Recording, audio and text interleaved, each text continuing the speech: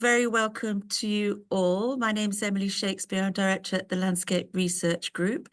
And this is a new geographical area for us. So we're really excited to be looking at Chinese landscapes today. And we called the event Landscapes in Colour because it was carried on from an event we had a few months ago about Africa and those brown landscapes.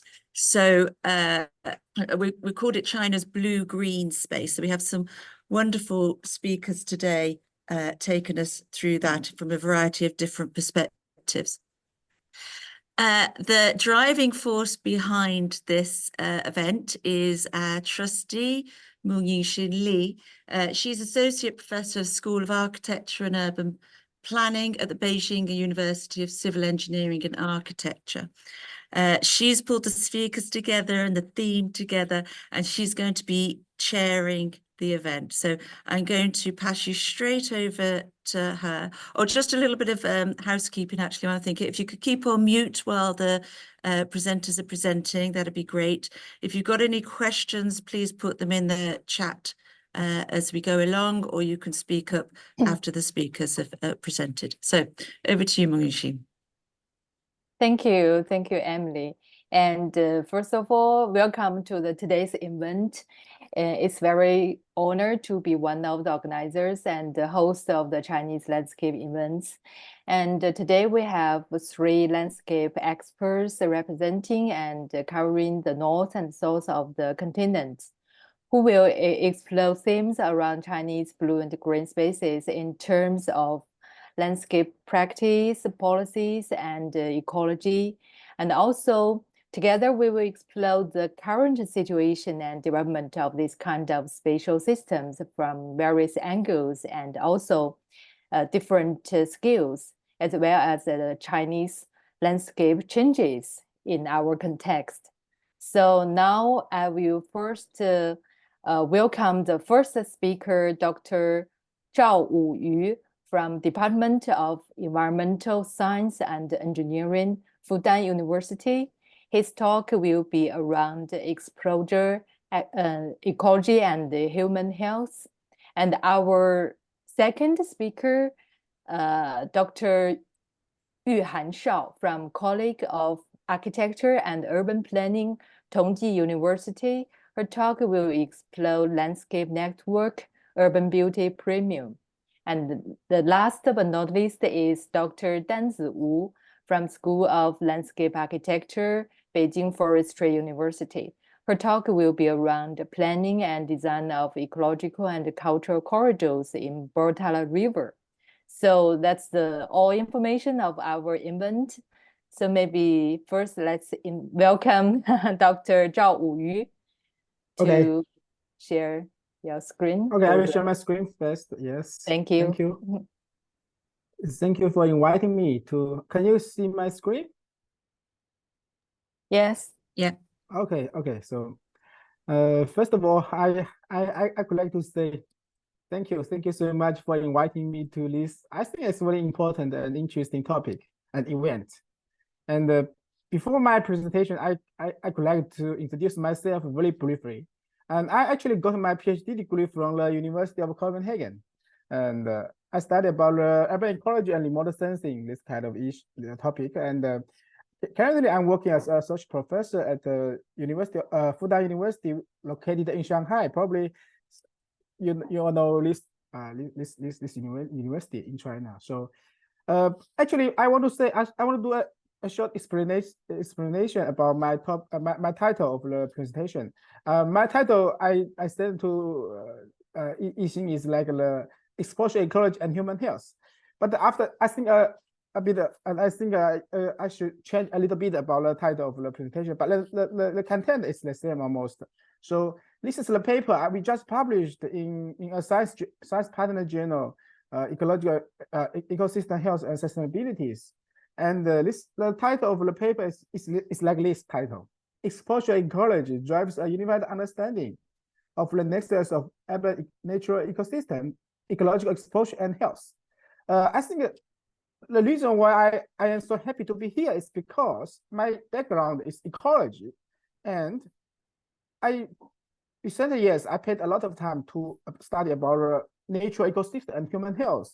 So this topic. So this concept, exposure ecology, which is the first proposed by me actually.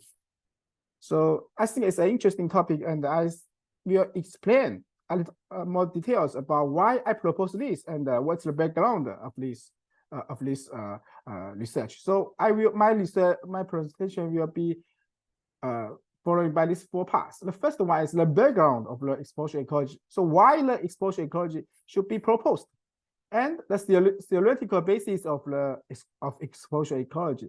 The third one is like empirical studies of exposure ecology, including our research team did and other relevant studies. And I will do a short conclusion of the presentation lastly. So, okay, so we all know from the relationship between human and natural ecosystem or nature, we have spent thousands of years to adapting the natural environment. Actually, but since the industrialization and urbanization, humans' connection with nature, the way or the frequency has significantly decreased. Actually, which leads to a lot of negative health consequences. We all know a lot of mental health problems, right?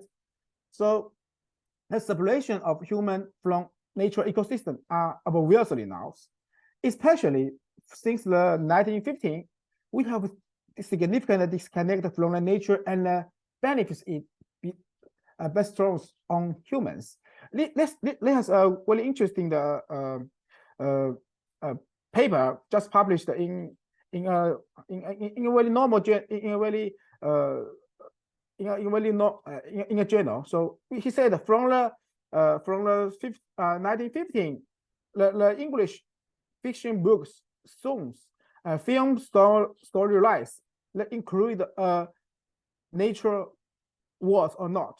We can see from the 1915, no matter fiction books or songs or film storylines, the natural vocabulary are decreased significantly. So which we can see is really significant issues from many parts.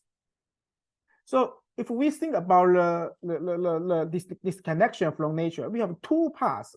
Probably we have heard a lot about the reduction of exposure, but probably not so many people realized another important part is the extinction of experience. So these two parts together they produce this very serious issues from the disconnection from nature. So these 2 parts affects the wider benefits of interaction with nature and hides positive emotions, attitudes, and the behaviors towards the nature ecosystem. So we can see from a lot of studies, for instance, this paper just published in Frontiers in Ecology and Environment many years ago. He said the percentage of the child who never experienced the molting thing, climb trees, fishing, or bird watching, these kind of things are decreasing from 30 to 20 years ago to 10 years ago. So we also can see the people who visited the national park, the paper who just published in PNAS, also the perpetual annual visit to a different natural space in the United States, Japan, and space, also in China. Actually, I can see, but we don't have this kind of data. But I can see this is clear. So it's increasing. So which this part we can say is like a subjective natural connectivities are decreasing. So, but we all know the health benefits of nature ecosystem have been recognized through history. One of the driving force had the urban park movement. I think many of you are studying about the landscape activity. So you all know this movement, right? In Europe or North America in the 19th centuries. So, but in that time, we actually don't know the underlying mechanisms, and there was a lack of solid scientific evidence. So this is the historical perspective about the exposure ecology. But from 20th centuries, especially after World War II, the prevalence of NCDs in developed countries has been increasing because of an insufficient understanding of the pathogenesis of NCDs. Therefore, a lot of hypotheses such as hygiene, old friends, biodiversity, and microbeing rewilding hypothesis has been proposed to explain the rise of NCDs. For instance, what is hygiene? It's like the microorganisms are the friends. Why you have a lot of NCD disease? Because you are too clean. So the other friends is like the microorganisms are your friends, are our friends. We should co-evolution, or we should interact with them very frequently, so which is better for our health. Also like the biodiversity hypothesis.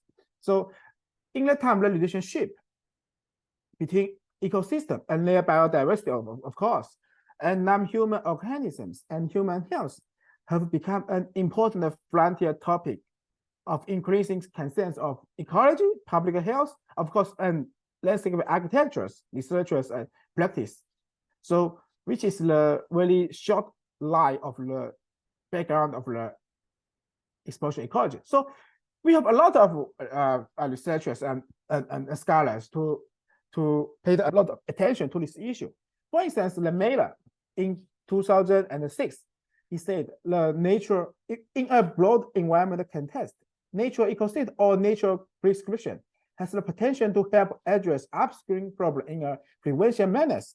The professor in University of Exeter, Richard Smith, he also said, the health is not produced by hospital or the health system itself, which means the natural ecosystem or the nature itself can contribute a lot to our health and solve the downstream health problem.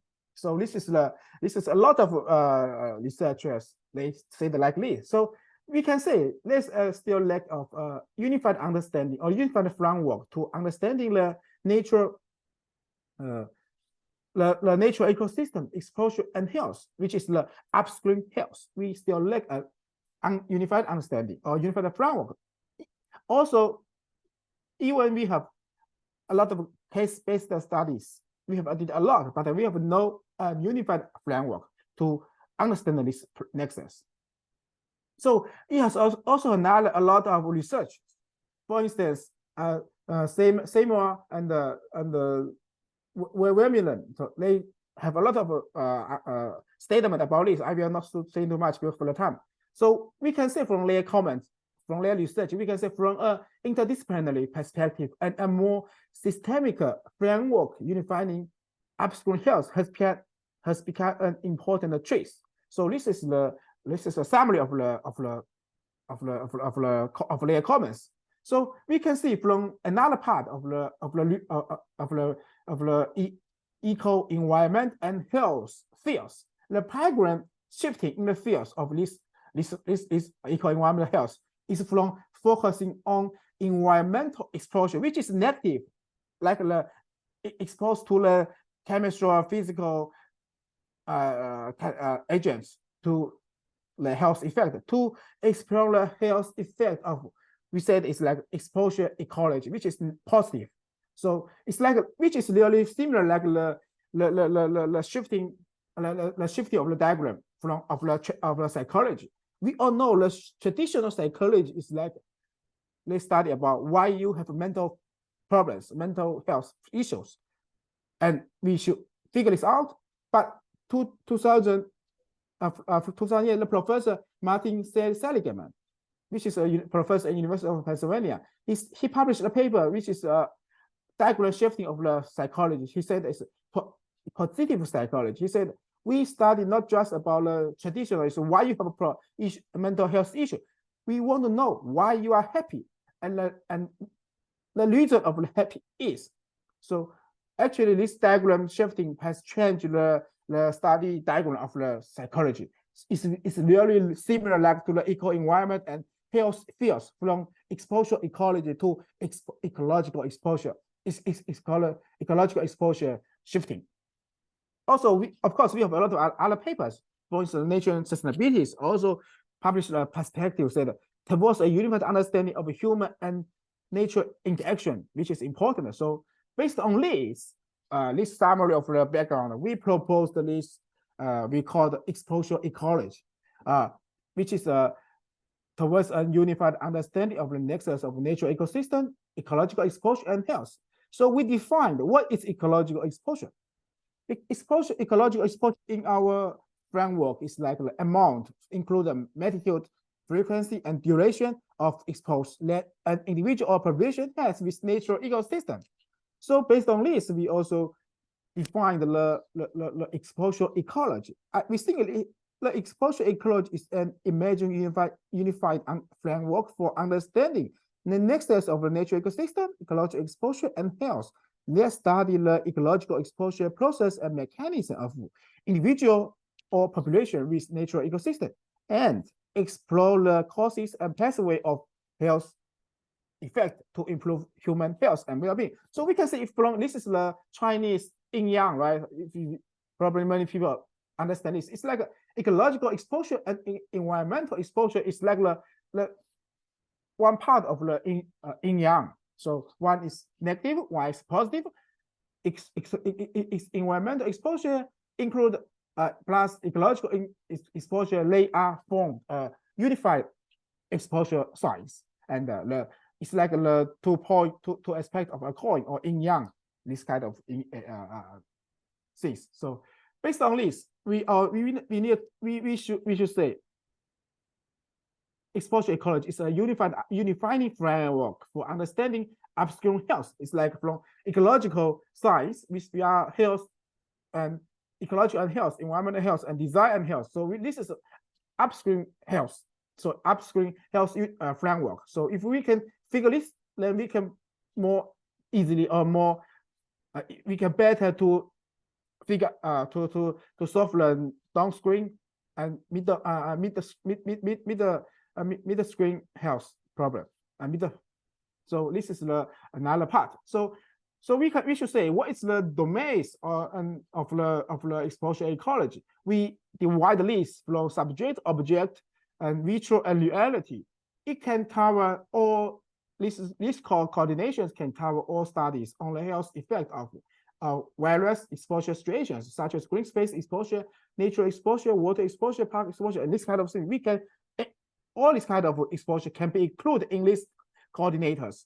It's the basic research framework and domain of the exposure ecology. So this is the domain. And what's the pathway of the exposure ecology to ecological exposure to human health and well-being? It's like we actually inspired by previous studies. We think the pathway linking to ecological exposure to human health include the introducing capacity, restoring capacity, and promoting capacity and potential harm, and also include the two moderators. One is individual characteristics and social cultural context. So I will not say more details. You can read our papers if you are interested. So this is the pathway, and what is the formation? What's the theoretical basis of the ecological exposure? We think it include the two parts: is the formation and regulation mechanism. The formation mechanism answers the reason for the formation of the exposure ecology. The regulation mechanism answers the mechanism and causes of ecological exposure, including direct, mediate, and expanded mechanism, corresponding to the causation, correlation, and association relationship, respectively. So this is the but we also think we think a microorganism is the causation relationship and indirect mechanism to explain why the regulation happens. So now the third part is I will introduce some of our studies about the from different dimensions, from different domains. So first of all, I would like to introduce the first aspect is like the health subject reality domains. It's like health benefits of individual or group exposure ecology. In this regards, we proposed, I think, very interesting models. It's like a efficiency threshold and benefit threshold models of green space exposure to physiological health were proposed to quantify the restrictions of optimal green space exposure time. You can read our paper if you are interested. So the basic information of the model is like we can quantify how long time you exposed to a nature green space to can make you more relaxed or your mental health are better. So you can use our model to do a lot of things in different situations. You can do this. So this is lately we are doing another empirical studies in Xiamen, which we cooperative with other researchers. We found the water body exposure can reach the efficient threshold quickly, but following the land can reach the benefit the threshold of the fast. So this is some of our studies. I think this research is really interesting, and I hope you can use our model to do a lot of case studies in different situations. So this is our study, but also we have also proposed a value study framework based on the reality, virtual dimension, and subject-object perspective. You can study about quantify the exposure duration, exposure frequency, and this is the subject.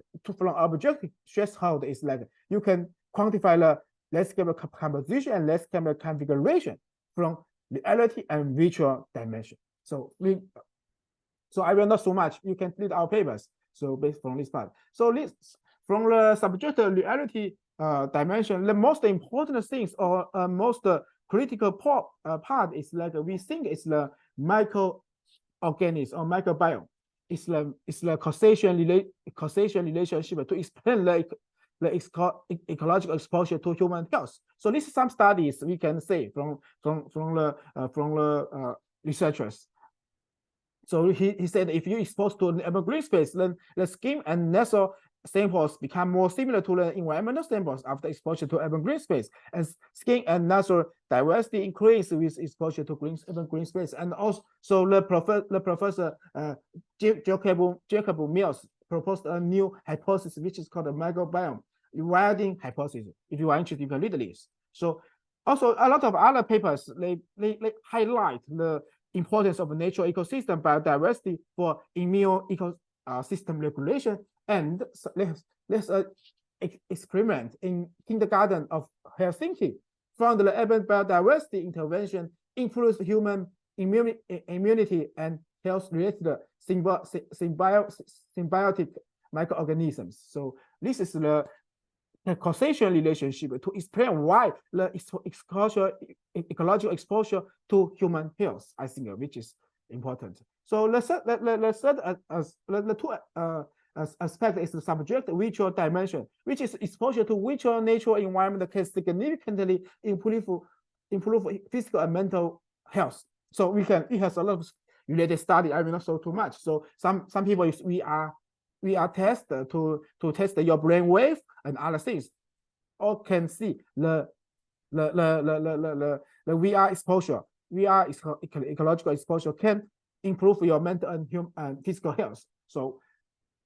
also there's some case studies from one sensor to multiple sensors. For instance, vision, hearing, smelling, this kind of virtual experiment are gradually emerging. So from this part, a lot of people have actually did this. So for instance, one paper published in scientific report said reducing of psychological stress by urban green space in a multi-sensor virtual experiment. And in this field, a lot of study has been finished, have been did. So from this part, and we have even have a new virtual ecological proposal to explain the interaction between ecology and visual technology. Because of time, I will not say too much. So this is the third part, and this is the third part aspect is the subject reality dimension, which part is the change of focus from the individual or group exposure and health effects to the measurement of the subject pattern. And it includes two levels. The level one is like ecological exposure and specific disease, which is very similar to environmental epidemiology attributes. And the next one is like green space spatial pattern and potential residential health effect. It's like a geospatial anything attribute. So we have a lot of this kind of studies. For instance, in level one, recently published a paper in it's like a long-term exposure to residential greenness and decrease the risk of depression and disease. And we also did some studies in this dimension. It's like we propose a novel theoretical framework to evaluate the residential exposure to green space. This method is universal and able to accurately locate areas with insufficient green space exposure. It's very good tools for landscape planners and designers, I think. So you can read our papers if you are interested. And combining the Lorenzi curve and the Gini coefficients, we can to accurately locate the community with insufficient green space exposure can provide an effective tools for decision maker and planners. It's like this. So finally, actually, we recently proposed a simple but actionable metrics for assessing the inequality in residential green space exposure. We call it Green Space Exposure Inequality Index. This index includes availability, accessibility, and Gini. This is an extendable metrics. So you can use this to evaluate at your cities. So we evaluated this in Shanghai from the 2012 to 2021. So we can see Shanghai's green space green space construction is increasing. So the GEII index are decreasing. So we can see from this. But from the virtual objective reality dimensions, we have theoretical speculations. So we think because of time, I will not say too much details. We propose optimal exposure ecological amplitude, this hypothesis. So we can read our papers. So sorry for the time. So I will do a very quick conclusion. So first of all is the health effect of urban natural ecosystem has become a hot and edging topic. Ecological exposure has a threshold effect on residential health. The theoretical green space exposure assessment framework and green space exposure inequality index can effectively identify and evaluate the areas within insufficient green space exposure, which is of great significance to sustainable urban health planning. So the second one is exposure ecology. We think has become a new research field in ecology and landscape ecology, combining the urban nature ecosystem, ecological exposure, and health interface, and is a unified framework for understanding the upstream health. So the four-dimension interface of the theories is the basic research category, and the health effect pathway of ecological exposure include the reduction, restoration, and promoting and potential harms. So I'm so sorry for the time, and I have to finish my presentation, and I'm really happy to discuss with you if you are interested about this topic, and you can read all our papers. And this is our WeChat account and Bilibili account. So if you are interested, you can scan it and read our papers and our videos. So thank you so much and to attend this conference. And we have also have a special issue in ecological journal, which is called Ecological Exposure and Human Health. Let's specialize. I hope if you are interested, you can contact me and we can publish some papers in this special issue. Thank you so much. And I'm really sorry for a bit, yeah. Thank you so much.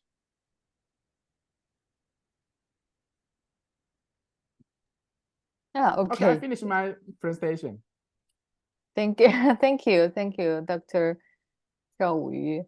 That's very good presentation, and we learned much about it. But it's a little bit. Oh, sorry.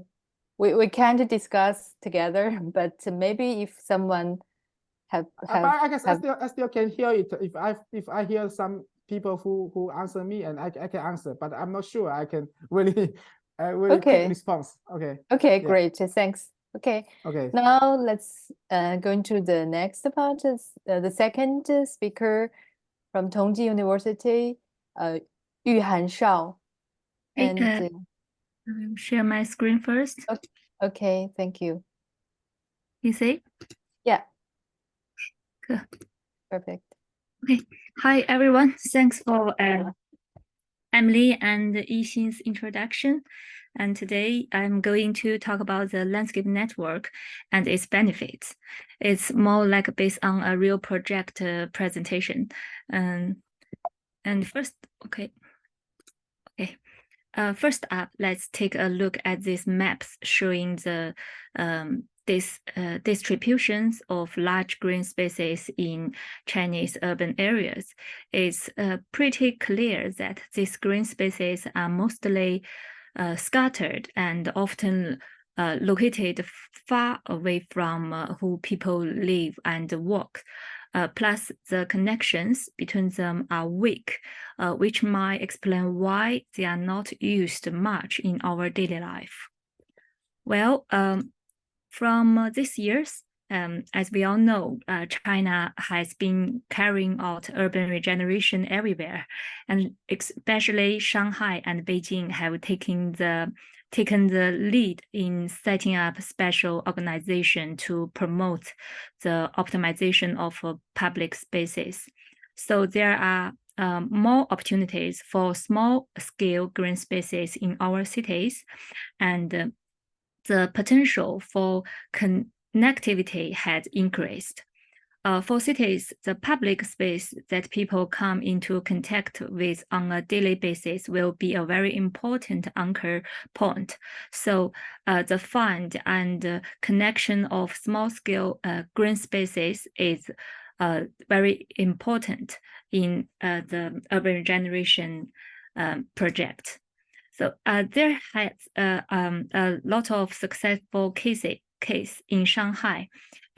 Shanghai is really at the forefront of public space optimization.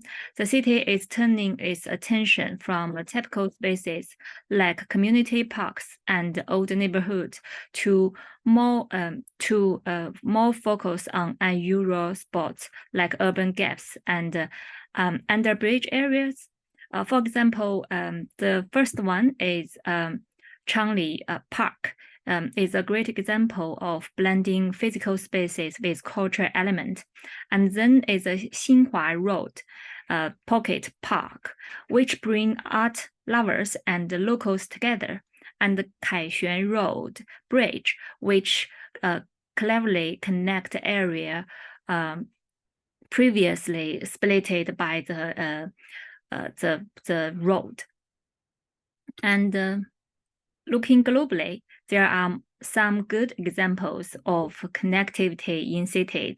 The first one, I take Sydney's approach with their green spaces network plan. They are all about enhancing river corridors, transport route, and various public realms to better link open spaces. It is not just about keeping the city cool or encouraging people to get out to these open spaces. It's also about boosting biodiversity and building a good ecosystem. And the second case I choose is a small scales, is the urban pedestrian green belt system in Canberra in Australia.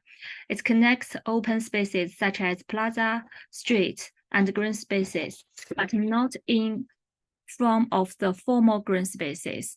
In addition to open spaces, it connects commercial, official, culture, and residential function areas, bring a rich and diverse special experience to the green belt system.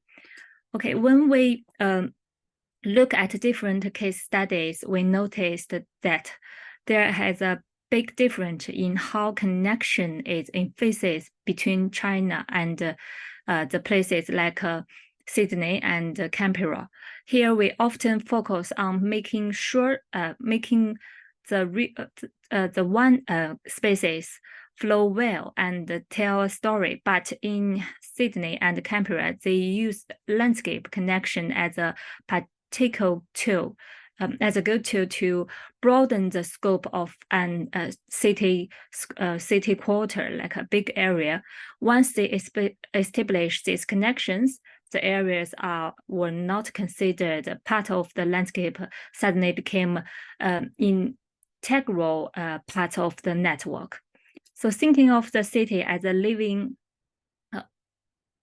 organism, landscape can serve as a link, reach every corner of the city and provide both tangible and intangible connections. This kind of integration bring massive benefits, making the whole gathering than the sum of its part, which I mean a real premium on urban living. Well, our team have researched some small-scale landscape connectivity in Shanghai. One study is we are focusing on the health benefits linked to how landscapes are laid out. We map out where people felt most comfort and safe, highlighting that not all green spaces are created equal. The results show that the street near big parks did not score as high as those with smaller, more frequent green patches linked with commercial, sports, cultural facilities. This suggests that we should focus more on enhancing the accessibility and connectivity of these small green spots to enhance their use and values. Well, on the basis of the study, we selected a typical neighborhood to conduct a choice experiment. We want to see the relationship between people's willing to pay for the function of the neighborhood and the attributes of the use. And they hope to find out something and can get us to the design of this kind of small patches of linear green spaces in the city. So the result show us it's this type of landscapes has the ability to command a high economic and social premium.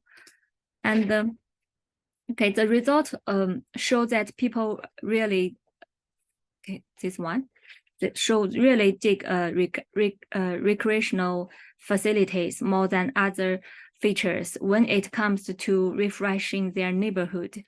In detail, for example, the women were more likely to pay for better backlines, landscaping, and recreation sports. And when it comes to commercial feeling, people were all in if the street was wider than 10 meters. If it was narrower, they just want more greenery. So it shows that different aspects of a neighborhood can have a different effect on the people, highlighting the need to tailor upgrade to fit the right place at the right time to get the most benefit. Okay. With our experimental insight, we are try to pushing them to evolve from creating landscape features to standalone landscape features to a connected landscape network in our actual planning and design project. How can we turning single benefit into combined ones and shift from just balancing land cost to enhance the whole regions? So this kind of landscape is a key to achieving these goals. But the real question is, how do we particularly implement this? So there is the project which I have been doing in this starting from 2018. So this case study is located in the Yantai Economic and Technology Development Zone. It's a typical coastal industrial city undergoing industrial transformation. After several site visits and discussions, we identified about 10 square kilometers for renewal, consisting mainly of old factories, part of the old cities, and a few old villages. It's all this by the brown colors and the light blue colors. Okay, then let's zoom in to the east to the green spaces of this area. This area in the local they call it as the East District. So like many coastal cities in China, most of these public spaces are concentrated along the coastal this area, often linked to tourism. The local government has heavily invested in the north coastal area, but the coastal greening has a little connection with the central land, this area. The focus on the developing coastal landscape for tourism means that it's not meeting the everyday need of residents. Plus, set from the summer months, this coastal area tend to be quiet and used because of the cold wind from the North Sea. So how do we transition from industrial cities to a city centered around the life and the living? Although demonstrate examples are scarce internationally, there are plenty successful cases in landscape-driven urban transformation, like Sheffield's urban renewal strategy or Toronto's public realm program. Both of them are focused on showcasing the value of landscape. By reshaping urban landscape and the city's overall landscape structures, we can significantly influence the overall land value structure. High-quality urban green spaces not only provide a great setting for various activities, but also act as a glue that blend different functional areas together. Lots of studies have shown that the landscape can drive urban development and beautification.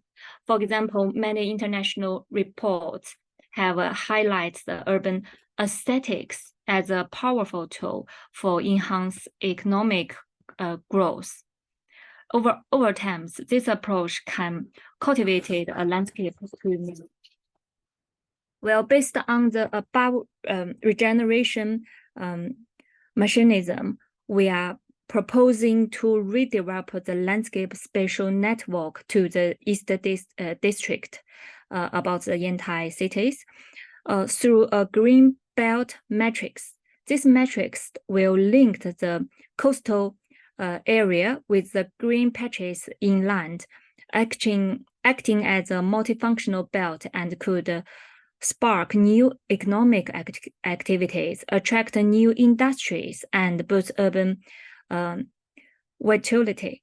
So the newly formed landscape network system will disrupt the traditional block structure typically in industrial cities. It will introduce an independent and continuous flexible interface that will become the heart of urban life and the premium spot for residents' daily activities. So such a landscape network system will perfectly embody the impulses carrying capacities of the landscape space, such as introducing new industries, creating industrial and marine culture schemes, building slow-moving system, enriching daily life, and realizing all age-friendly urban activities. So how do we creating this landscape greenway? First of all, we take a cue from our previous manualization research and focus on enhancing linear blocks. Like many industrial cities, the existing trees here are quite wide to the industry transport, they can providing enough space for public life on the street. We have planned different renewal actions for streets of different widths. For example, if the street is more than 30 meters, we will suggest to add some running, backing paths, and also some commercial shops, little shops. If the street between 10 to 30 meters wide, we can mix it in some outdoor business setups and add distinctive planting belts to enriching the street function and the space experience. If the street is less than 10 meters wide, we create a shaded less path. Okay. And in choosing open space, we overlay the greenway with the outdoor part of a surrounding commercial, cultural, educational facility, such as making the landscape act like a glue. And then we can innovate this kind of spaces. Okay, based on the above, we outline the total. We can outline a total of 60 hectares of green belt area, primarily in the three types. The first type is the key green spaces. Most of the green spaces funded and maintained by the government, mainly located near public facilities or significant nodes. And the second one is the developer funded, government operated green spaces, primarily along the roadside. The third one is the developer built and maintain the green spaces within their own space, ensured by the development agreement to maintain the green belt continuity and accessibility. Well, the all planning is a systemic work, but our goal is to focus on the key points to make a distinct impact. The green belt system is a low investment with high benefits, and it surpassing the value of the land itself. Once this belt be established, the urban green belt fundamentally enhance the city in the long term. Okay, since we completed this renewal plan in 2018, the local government has also started to constructing the key points based on our selections. Many of them is now are built. Due to this time, I think this one is be completed in 2020. It's the party school complete which transformed closed industrial plants into a more open and shared urban landmarks. Through a system of corridors and open interfaces, it improves the original industrial facade and bridge the campus with the surrounding communities, attract many local residents and visitors. And the second case is be finished in 2021. It's called Yadong Culture Park, which keeps the original industrial look. It incorporated landscape platform and open green spaces, creating a dynamic park that has become a most popular area for local activities. Both projects highlight the government's role in fully opening up spaces and facilitating the public access. Well, okay, under the connection of the cities as a living organism, landscapes are becoming most key lever in urban spaces. The goal of the organizing urban space from a landscape perspective is to establish a dynamic network to urban public spaces. This network will bring many benefits to the cities, leading to an increase in landscape value. Okay, thanks for Professor Li for organizing this seminar, and thank you for all your participants. And it's finished. Thank you. Thank you, Yuhan Shao. Very great presentation, and we know much about the landscape urbanism and also the networking of the green and blue spaces, and also it reflected in many skills and also the great projects you did. Thank you very much. And Welcome. also, last but not least is Professor Dr. Danzi Wu from Beijing Forestry University. Now you can share your screen and begin your speak. Yeah. Okay, we can see the screen. Thank you so much for Limon and Emily's invitation. And today I would like to take a large scale blue-green space practice in Xinjiang province that I have been following up for the past 3 years as an example to discuss a question. on how to define and reconstruct a corridor that combines ecological and cultural function. Whether in China or other countries, nature is a system, but with the increase in the intensity, the expansion of the scope, and the improvement of the system of environment transformation by human beings, people will establish a new ecosystem in a certain area in which human and nature are interdependent and integrated. So this system is the culturalized natural ecosystem. The existence and the development of human settlements in any area must rely on the support of their respective culturalized natural ecosystem. And on the other hand is the land use, and on the other hand is the management of nature. So the Chinese sages placed a great emphasis on the symbiosis between human and the nature. All cities in China have culturalized nature ecosystem that run through the inside and outside of the city, and integrates mountains, water, forests, and fields, and supports the living in the city and the agriculture production outside the city.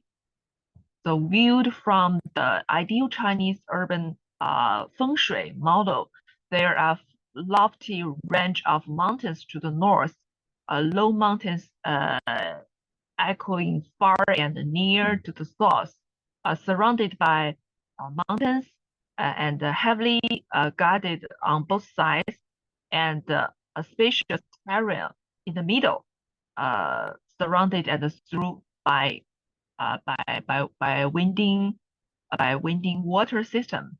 So this is the ideal place for a city. Therefore, the blue-green space that is now widely mentioned exists as a natural system inside and outside the city in most cities in China. In general, the blue-green space system is an interwoven entity composed of a green space and a water space. In territorial spatial perspective, the blue-green space system uses rivers as a structure to complement the surrounding ecological space and form an interwoven entity composing city and nature. Within drainage basin, the blue-green space system is part of the natural system, but in urban and suburban areas, it is part of the urban human settlement environment. So in the winter of 2020, I was lucky to have such an opportunity.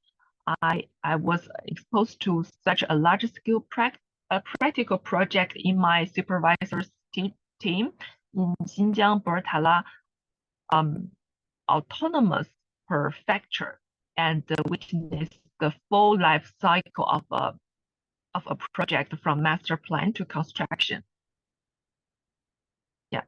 So this is Bortala Mongol autonomous prefecture.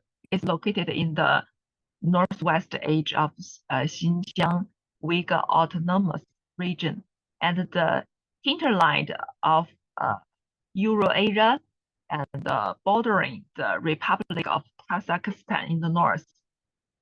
And the Bortala River is the mother river for the city, and originated from the Tianshan Mountains and flows to Abbey Lake in the state. So it is the main source of supply for Abbey Lake, the largest saltwater lake in the Zhongguo Basin, which is related to the ecological security of Xinjiang and even the whole China. So with the aggravation of global climate change and the development of the city, Bortala is facing many problems and challenges in terms of nature and culture. So this is why that the autonomous prefecture government wanted to carry out a master plan for the basin by integrating the rich natural and cultural resources along the Bortala River. The relationship between environmental protection and the economic and the social development should be properly coordinated to create a resilient future for Bortala.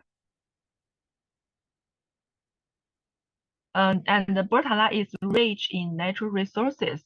Along the river, you can enjoy different types of natural scenery, such as glaciers, alpine meadows, forests, lakes, hot springs, wetland, grassland, deserts, and gobi. In addition, Bortala has successfully established 4 national and region-level natural reserves and 1 national key scenic spot. And it also has a long history and a large number of cultural heritage. According to statistics, there are 640 immovable cultural relics in the wild, 5 national key cultural relics protection units, and more than 60 region-level cultural relics protection units. And it can be summarized into 5 categories for history resources, including ancient city site, Silk Road remains, ancient tombs, stone paintings, and museum. At the same time, there are 35 ethnic groups living in Bortala, including Mongolia, Han, Kazakh, Hui, yeah. So different villages have the different ethnic cultural characteristics. So according to remote sensing image, the upper, middle, and the lower reaches of the Bortala River have very typical valley characteristics. The upper reaches of the river are vast and clean, with a wide riverbed and the dense forest in the valley. The middle reaches pass through many towns and irrigate the surrounding farmlands. So the water volume has dropped sharply. The lower reaches area are flat with less water and zero soil salinization. So due to lack of water, a braided river runs through farmland. This is a photograph about the upper river valley in summer, upper river valley in winter. Yeah, the habitat in the river valley is very well protected. The middle reach passes through the city and was severely damaged. Yeah, and the water is taken from the middle and the lower reaches for irrigation, causing the river to frequently drying up in summer.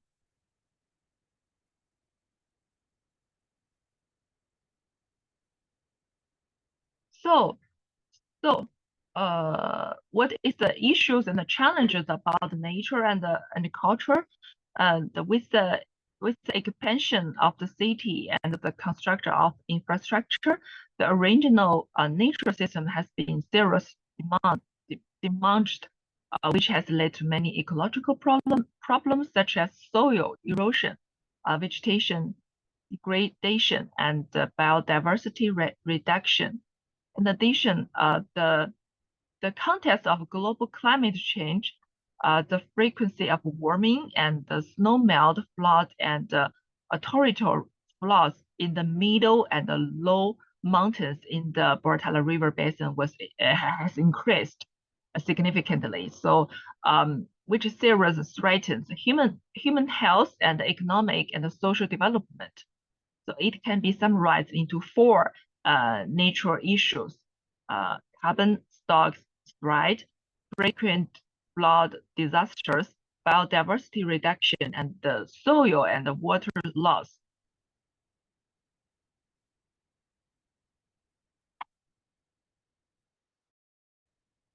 And as to culture, the existing cultural heritage has not been well protected and displayed, and the public doesn't know enough about the heritage and the culture of Bortala, and the ethnic characteristics have not been fully explored, and the development of the rural is lagging behind.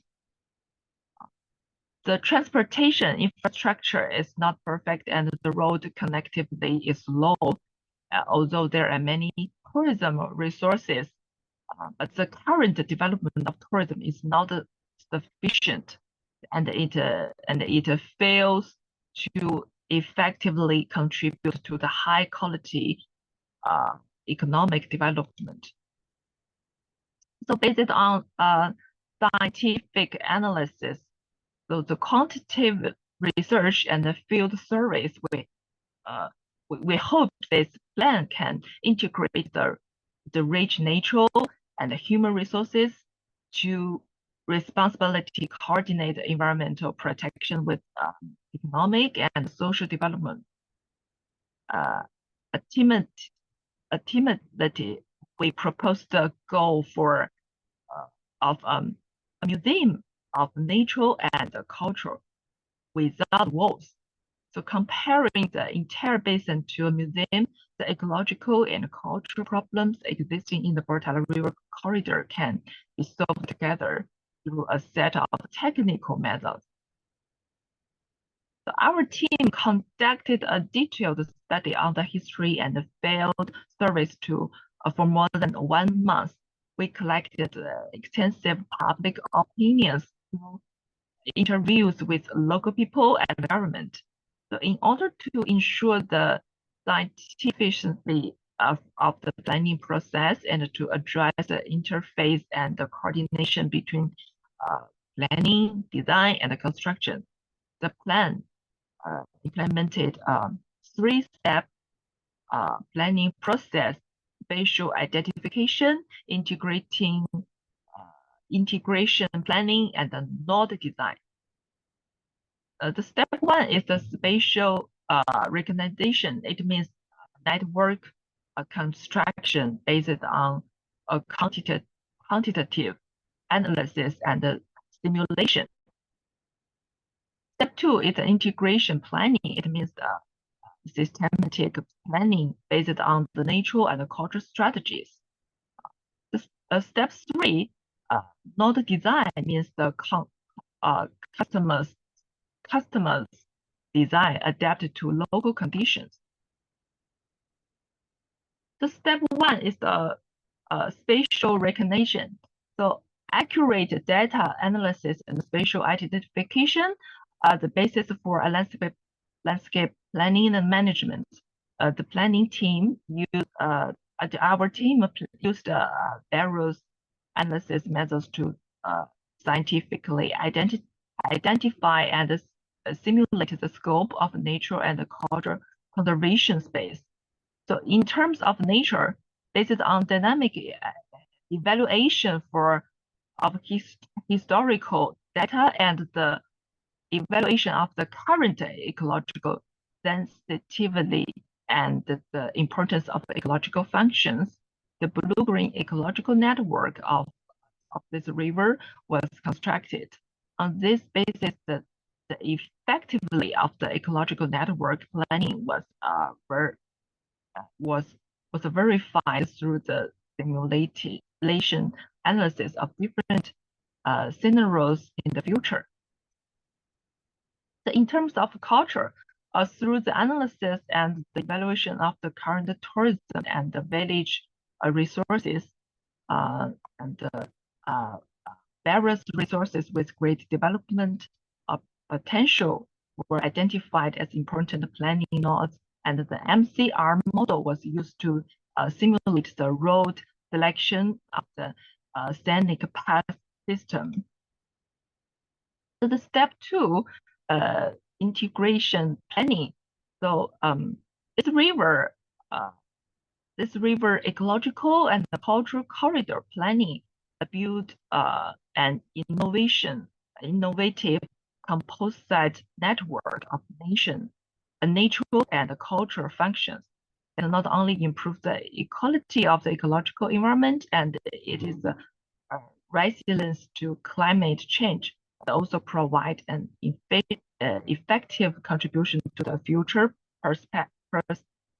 preservation of cultural heritage and economic and social development in Bortala.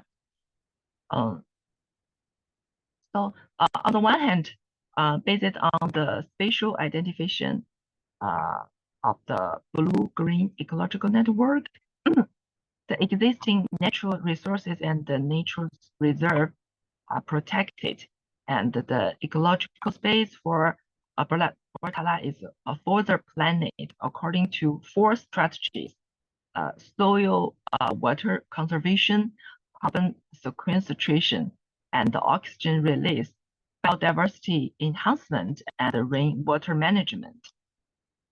So this is the details about the strategies. So because time is limited, and this is the scenic road system. The construction of this system, the various cultural heritage around the area are reasonably protected and utilized. The cultural characteristics of various ethnic groups are fully fully respected and displayed.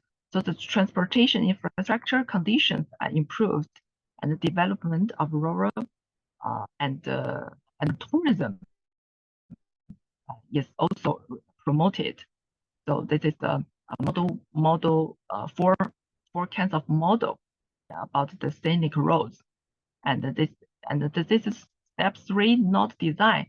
So we hope this plan is not just a static plan, but so we choose 24 critical nodes, and with a flexible, customizable, highly adaptive node design toolbox. This is a toolbox was constructed to guarantee the implementation. So this is the details about the strategies. So in addition, we also build a complete set of exhibition display system, and this is a display exhibition, and we also want the implementation strategies. Oh, sorry. The plan spans multiple the administrative departments, like land resources, planning, water, transportation, forestry, and grass, and agriculture. Yeah. So it's rather hard to come by. The government was confident in promoting the implementation of the master plan and had taken 15-kilometer restoration near Bortala City as the starting area. So this is a reservoir in city and caused the largest areas of bare land due to. So this is the after the construction, the natural culture exhibition hall is also located here, and the plants present different scenery in the 4 seasons, and many people came here to clock in. Yeah. So yeah, this is a summary. So I think the river ecological and cultural corridor planning, because we want this planning build a complex network of nature and cultural function. Yeah, that not only improves the quality of ecological environment, but also we want to provide an effective contribution to the future preservation of cultural heritage and economic and social development in Bortala. So that's all. Thank you. Thank you so much. Thank you. Thank you, Dr. Danzi Wu. A great presentation, and I think it's a good project because I know it won the honorable mention in the International Federation of Landscape Architecture.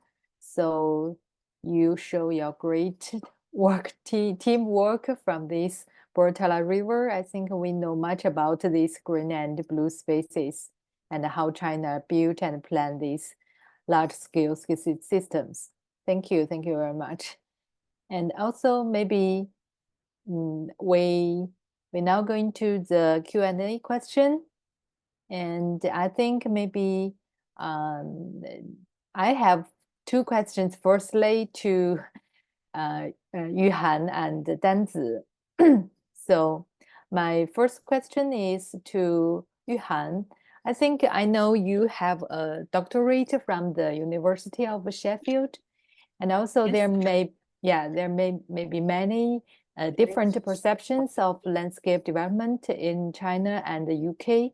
And so my first question is, from your point of view, what differences between China and the UK in the networking of blue and green spaces? And which of these differences are constraints and which are the positive factors? Yeah, this is my first question to you. And also my first question to Dr. Wu is, I know the very great project, and as you showed, and also this project to the International Federation of Landscape Architects in 2022. I think the theme of this year's award is climate change and also the climate crisis design. And also it calls for the climate actions and the response of this design to demonstrate multiple models for the strengthen the resilience of cities, and also as well as the natural and social systems.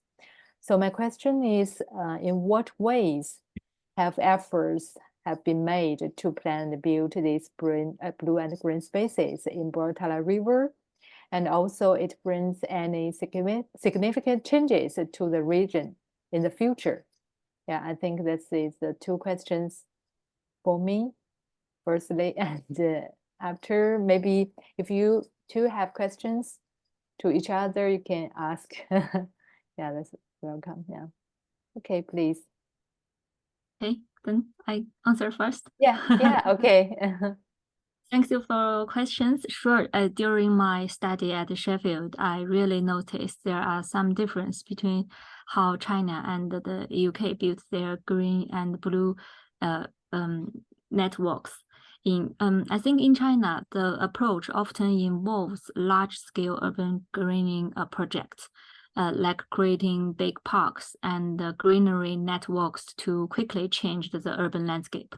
While in the UK, the projects tend to be smaller and more scattered, focusing on improving the quality and connectivity of existing green spaces, as well as preserving the natural landscapes. I know in a lot of cities in UK, they have nature reserve area in their central city areas. So the rapid urbanization in China sometimes compromises the ecological qualities, I think, which means the ecological service provided by green and blue spaces are not fully utilized. Also, top-down planning can lead to a lack of community need and involvement. I mean, on the other hand, the financial constraints and strict environmental regulations in the UK can slow down the implementation of green and blue spaces project and limit the spread of innovative initiatives, I think. All in all, I think both China and the UK have their stress and challenge in developing green and blue spaces. China's approach highlights the advantage of rapid development and scale, while the UK's approach more focused on sustainability, community involvement, and ecological protections. Each approach offers unique lessons and insight worth learning from them. Yeah. Okay, thanks. Yeah, Emily. Yeah. Sorry, would you mind if I just jumped in there, Yuhan? Yeah. Thank you very much for your presentation. Really enjoyed it. And I just wanted to jump in from what you were just saying there, because I live in Ireland, which we need to remember is very separate from the UK, even though a neighbour, and in a very small town or city called Waterford. But I was working with some students in the university here, and they were looking at pocket parks, and every one of them brought up that example you brought up in Shanghai, Xinhua Road, if I pronounced it correctly. Yeah. Every single one of them picked up the same example, because we were looking to explore to develop a pocket park in this little city that is completely different to Shanghai in terms of geography and space. You know, it's an old Viking city, but it's very, very small, like a micro city. So I thought that the correlations, I think, and maybe also from historical, when you were looking at the difference there, explain the difference you found between UK and Chinese green spaces. I wonder if it, like you say, I think it's a historical thing as well. We've always had our Victorian parks that were set up late 19th century, and then we're only developing these smaller spaces around. So we're developing existing, like you say, that rapid urbanization that you're experiencing. It comes out in a completely different way. Yeah, sorry, that was just more of a comment than a question, but thank you. Both of the UK and China, we're starting focus on the pocket park, right? Yeah. Yeah. And Okay, also that's for the, interesting. I think for the different skills of urban regeneration, for the urban regeneration through the ways of landscape, especially the blue and green spaces. And the pocket park is also the very important or very essential ways to connect the people, residents, and also the daily life together. Yeah, to use these spaces together. Yeah, very popular. Yeah. Thank you. Thank you. And at the end of last year, Shanghai already finished 1,100 pocket park. That many? Yes. But I suppose it's looking at those liminal spaces as well, isn't it, in terms of planning the kind of waste areas in between spaces, I suppose, isn't it? And making that it's a positive element for community building, like you say. Yes, that's right. But there has a problem, actually. There are a lot of pocket park like to just put some built-in planting in there, no any functions. So it's just like give us a beautiful screen in the city corner, in one of the city corner, no functions. This is a problem. And I also have the same questions, for the Yuhan, and also the same questions like the Emily's. So the Shanghai has indeed completed successful research and practice in the urban renewal, and the pocket park, and we call it urban renewal, So and Dr. Limon and I also participated in the Working Shanghai macro renewal competition. So you have mentioned before, the second page, and we try our best to transform the piece of space under the bridge, and so this type of green space means converting the green infrastructure into green one, and weaving it into the urban green space system. I think it's full of challenges because the project, Dr. Limon knows that it's very difficult to construct it. So from your perspectives, why is Shanghai better than other cities in China in promoting macro renewal? Okay. I think Shanghai has shown a strong execution in urban renewal and the development of small green spaces, mainly due to I think there has three reasons. The first one is Shanghai. I think the Shanghai's government really doing a lot of put a lot of kind of policy on the urban regenerations, especially when it comes to enhance and transforming small green spaces. I mean the small pocket parks. They have adopted proactive policies like having community planners. I'm one of them, and promoting through platforms like the People's Urban Lectures Hell, which conducting by our college help the Nature Resource Bureau, and we have finished 400 lectures last year to education the residents, education the the experts in the real in the planning and design institutions, and so this is the key reason. I think they had a lot of policy and a lot of events on this kind of things. And the second one is in terms of community participation and public awareness. The people of Shanghai are quite conscious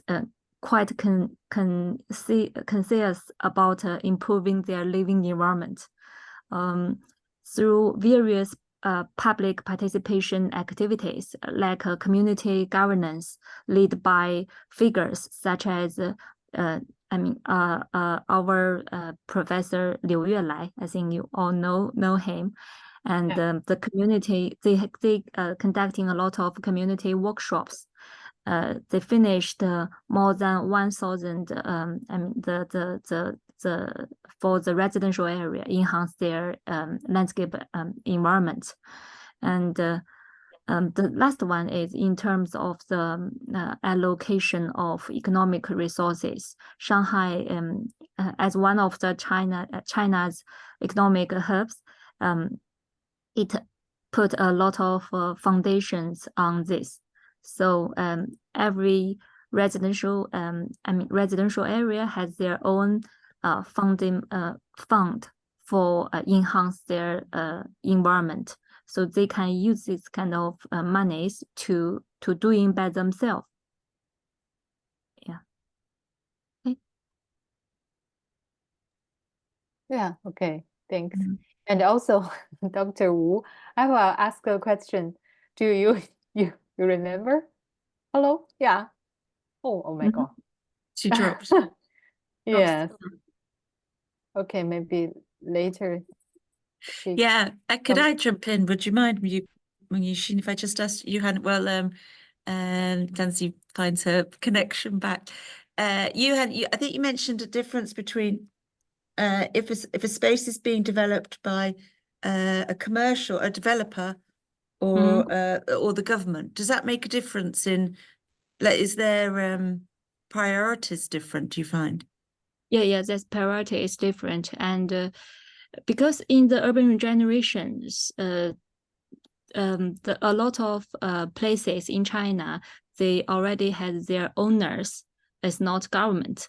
So for the government, they can do the regeneration only like a streetscape and pocket parks, like unusual spaces in the cities. So the first step of them is to enhance the environment of this landscape network.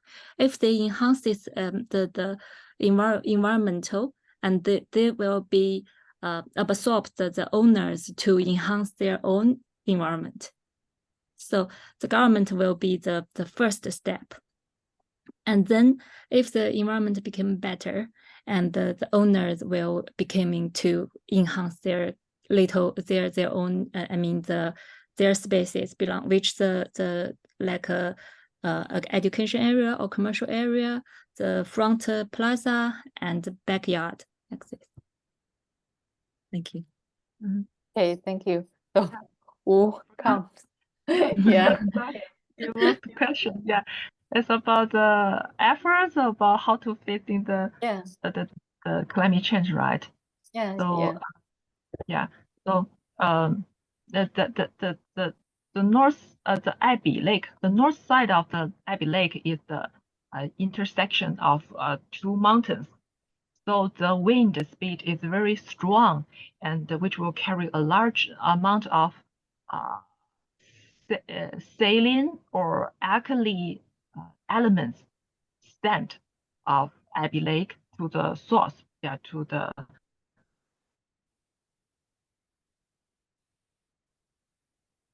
middle of China, and and you know Japanese scholars census from Lake Abbey can be detected in windy weather in winter. So therefore, the Bortala River has the only west to east flow river in the Tianshan ecological belt. It's the main supply source of Abbey Lake, and which is related to the ecological security of Xinjiang and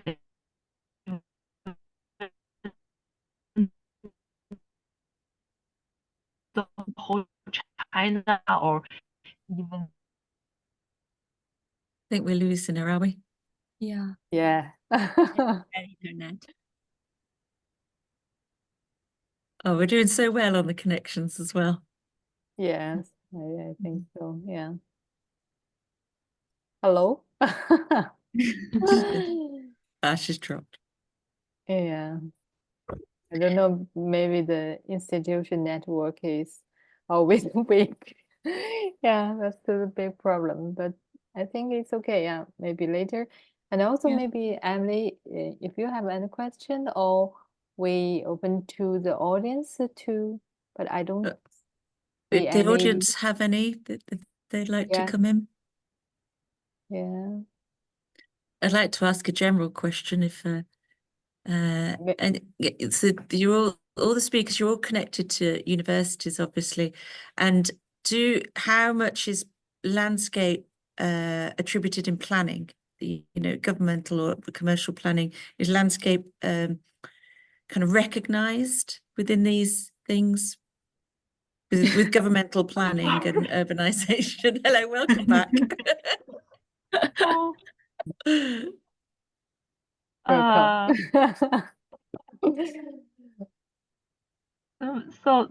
I mean that the Bortala River will have the connection with the Abbey Lake, and the Abbey Lake will have the have to protect them for the China or other nations. So so Bortala River was known as the nation. We call them the national gate ecological corridor. So in responsible to this, so our main strategy is to ensure the ecological basic flow of the river, control the irrigation of surrounding farmland in summer, and reduce water intake from the river.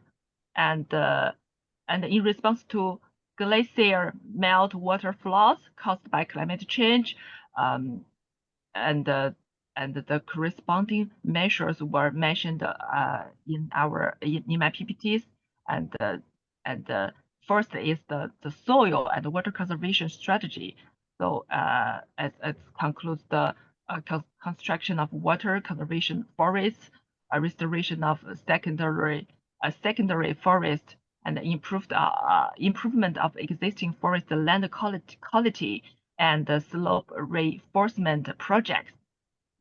And the second is the frequency of warming, snowmelt, flood, and heavy rain has increased significantly in the basin to global climate change. And is the stormwater management strategies build a complete stormwater storage system.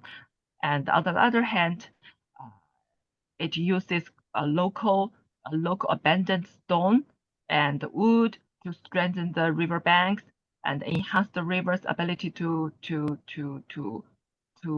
defend the floods and create a resilient and adaptable ecological infrastructure for the local area system. Yeah, that's all.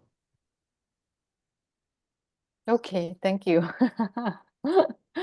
That's really, yeah, I think with details about the strategies to the climate change, also the crisis. Yeah, and also maybe Yuhan, you have questions to ask Wu, or I have another question for you, or you can choose. I don't know, maybe. I think I Mhm. have one question for Professor Wu. Is what do you think could be some problems and the challenge with actually implementing these measures? Can you hear me? Yeah. Oh yeah. I think the challenge is funding. Yeah. Yeah, funding. So whether the funding can be used efficiently in the project, I think is the most important. And you know, sometimes the planning is perfect, but very few parts can actually be be constructed. And yeah, and another point is whether the funds can be injected into the project stage, step by step. Yeah, instead of investing a lot at the beginning and then running out of the funds, which can make the project can less completed. So because I'm a practitioner, so I think the biggest problem I encounter in practice is funding. Yeah. Yeah, I agree with you. Okay. Emily, Because do you think this is the biggest issue for projects? Yeah, I think that's always the same problem all around the world about the money. Yeah, because we are the designers, and also we need to use the money to change the local, no matter the local or the regional problems for landscape. Yeah, so that's always the key question for us. Yeah, yeah. So thank you. And also the last question for me to Yuhan. Okay. Yeah, okay. yeah. So I think about the problems, I think, what do you think the biggest problems facing the planning and the design of China's blue and green spaces integrated into everyday public life at different scales? Besides besides the money, yeah, also other problems or the dilemmas, and how to try to solve these problems in your research or in practice. Yeah. Okay. I think integrating the green spaces into daily public life at different scales in China, it's becomes with its set of challenge. So first of all is the rapid speed. I mean, rapid urbanization in many Chinese cities lead to the reduction and the fragmentation of existing green spaces. Urban areas are really packed, and new green spaces often need creative design in unlimited land. In my research, I found that the smaller macro green spaces actually offer more service value than larger parks, because it's easy to attend in our daily life, because all of us are busy every day. So in the small area, how to put in a lot of functions in for all age friendly activities is very difficult, I think. And the second, as the cities expand, maintaining the ecological connectivities and biodiversity of those space become a huge challenge. For the biodiversity and the ecological connectivity, I think it's better to build a bigger green areas, maybe better, because for the small one, it's not very good for the biodiversity.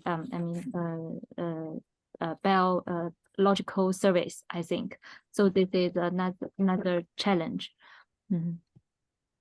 Yeah. Okay, thank you. Yeah, you mentioned, I think, large scale green blue spaces, and I think from the ecological perspective, in my research, there's an idea about these large scale parks, because ecologists think the large scale green spaces can benefit more to the city and also to the persons in the urban areas.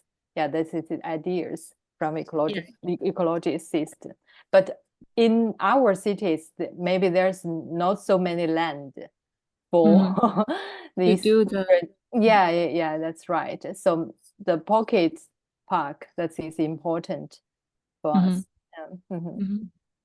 Okay. But it's only for limited species, not all of the species, I think. Yeah. And also, no matter for the pocket park or the large scale parks, I think there's no global standards for us to follow. Yeah, because the situation is different, and also the social and the cultural context, and also many policies we need to follow. Yeah, I think it's specific situations and problems we need to deal with. Yeah, yes, that's right. That's our task, or the important thing for us. Yeah. And also, Wu, hello. Hello. Yeah. And also, you have question? No. Maybe. Yeah. You have question? Yeah. Please. To me. Yeah. So, yeah, I have so the project in Yantai, right? Yantai. Yes, that's right. Yeah. It's mainly to convert industrial legacy into green space. Yeah. So you left the entire coastal area in the green belt. Yeah. As a wide linear part, right? Yeah. So but this part you didn't mention in the PPTs. So can you briefly introduce it, because I was very interested to that. Yeah. Okay. This is it has an interesting reasons and special reasons for this area, because Yantai is the only one large I think how to say, Yantai is the only city in China where the sea is to the north of the city. So in the winter, it has a north wind, and the sand on the beach will be blowing into the city centers. So that's why we need to build a wide linear forest along the coastline. And even until every year, until the autumn, they will build a net to stop the sand to the city center. Even they have this linear forests. Yeah. It's the only one, the only cities in China. It's say on the north of the city. Yeah. I think there is a few cities in Shandong province also have the city have to face to the north, like Jinan city. Jinan. Jinan is also have the you like the feng shui models. Jinan, the mountain is in the south of the city. So in the winter, Jinan is very cold.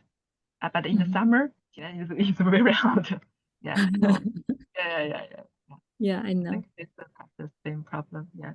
Microclimate is important for our life. Yes. It's because the the 山水 structure of the city. Yes. Yeah, that's also the most one of the most familiar part for the foreign may I say foreigners to know Chinese landscape. That's the beginning, I think, feng shui model of the philosophy. Yeah. Yeah. feng shui. Yeah. Okay, thank you. Thank you all of you. Yeah. I think today we have 3 speakers that give us very, very great and wonderful and interesting presentation for us. And also I think the audience, maybe the other audience today not come, can watch the YouTubes. And also this is a very good ways for us to separate our knowledge or the ideas to other people all around the world. And also this is the first beginning. Yeah, I think first beginning jobs available. Sorry, maybe the time is limited. Always the happy hour is limited for us. And maybe the next time, I think we also have the opportunities for us, no matter for our journals together, and also the Chinese speakers or the scholars to join us to give wonderful speaks and to introduce the Chinese landscape for the rest of the world to know much about us. And also very welcome, and also thank you very much for Emily, today to join us to have this wonderful event. Yeah, thank you very much. And also thank you very much for the speakers today and also the audience. Yeah. Okay. Thank you for Professor Li. Thank Yeah, you, thank you. Emily. Thank you, Thank you, Professor. thank you all of you. Thank you. Thank you all. That was a wonderful showcase. Emily, thank you. Thank you. Thank you so much. Thank you.